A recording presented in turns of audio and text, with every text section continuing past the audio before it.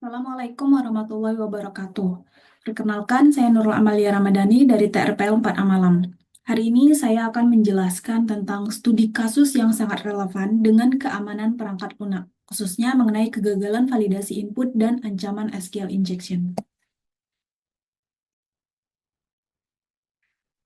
Mari kita mulai dari latar belakang. Dalam pengembangan sebuah aplikasi pemesanan tiket, tim pengembang tidak merancang persyaratan keamanan sejak awal. Tim pengembang terlalu fokus pada fungsionalitas tanpa mempertimbangkan risiko keamanan. Akibatnya, aplikasi tidak memiliki validasi input yang memadai. Dampaknya apa? Dampaknya adalah penyerang berhasil menyusup ke sistem menggunakan teknik SQL injection. Dengan hanya menyisipkan perintah SQL di kolom pencarian tiket, mereka bisa membaca, mengubah, bahkan menghapus data dari database. Ini bukan hanya pelanggaran teknis, tapi juga ancaman besar bagi privasi dan integritas data. Nah, mengapa hal ini bisa terjadi? Karena tidak ada misuse case yang dibuat sejak awal. Tidak ada penilaian risiko terhadap input pengguna, validasi input tidak dijadikan prioritas. Bahkan, pengujian keamanan tidak termasuk dalam proses quality assurance.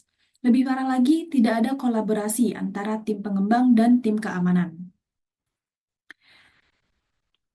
Apa akibat dari semua permasalahan ini? Pertama, terjadi kebocoran data pengguna, termasuk informasi pembayaran dan transaksi. Kedua, manipulasi transaksi yang bisa merugikan perusahaan secara finansial. Ketiga, gangguan operasional yang membuat sistem tidak stabil. Dan terakhir, pelanggaran terhadap regulasi seperti GDPR yang bisa berujung pada denda besar. Selanjutnya, persyaratan keamanan yang seharusnya diterapkan. Kalau saja dari awal tim pengembang menerapkan validasi input, baik dari sisi server maupun klien, serta menggunakan prepare statement, serangan ini dapat dicegah. Ditambah dengan audit trail dan logging, serta pemodelan use dan misuse case, aplikasi bisa jauh lebih aman. Untuk langkah perbaikan, solusinya adalah menyusun ulang persyaratan keamanan.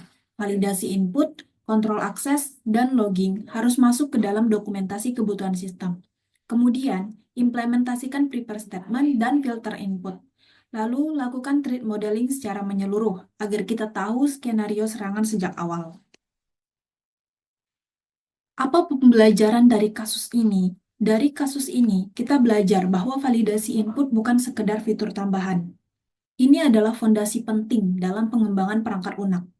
Merumuskan persyaratan keamanan sejak awal sangat krusial untuk mencegah kerentanan krisis seperti SQL injection. Terima kasih atas perhatiannya. Semoga studi kasus ini bisa mengingatkan kita untuk selalu mengutamakan keamanan, bukan hanya fungsionalitas. Stay safe, stay secure. Sekian dari saya. Terima kasih. Wassalamualaikum warahmatullahi wabarakatuh.